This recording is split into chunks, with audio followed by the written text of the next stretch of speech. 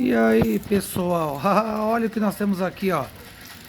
Mini Cooper 2.0, essa nave top. Dá uma olhada aqui, pessoal, o que nós temos aqui, ó, o que nós fazemos. Aqui, ó, se tiver com a sua suspensão aí estralando, fazendo barulho, sofrendo com o seu Mini Cooper, o Rodrigo aqui tem a solução, ó. Olha o nosso trabalho, ó, de bucha injetada no coxim inferior do câmbio. Olha a bucha da bandeja, zerado, injetado. Dá uma olhada. Olha como é que fica. Nunca mais dá problema, hein?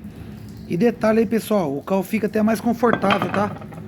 Ele já é um carro já um pouco meio duro de natureza, mas ele fica até bem confortável aí, ó. Show de bola, ó. Tá vendo, ó? Aí, ó, buchinha injetada, já pintadinha seca. Nós temos um gabarito aí que nós fazemos aí com muita qualificação aí, ó.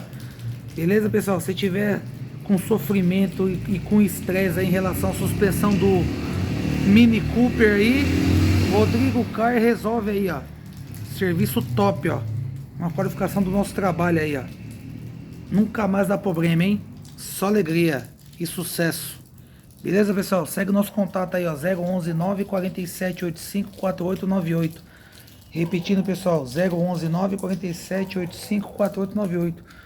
Rodrigo Car resolve aí a solução da suspensão do Mini Cooper. Essa nave top. Beleza, pessoal? Videozinho bacana aí para mostrar nossa qualidade do nosso serviço aí, ó. Temos o gabarito próprio para essas bandejas aqui, ó. Beleza? Abraço.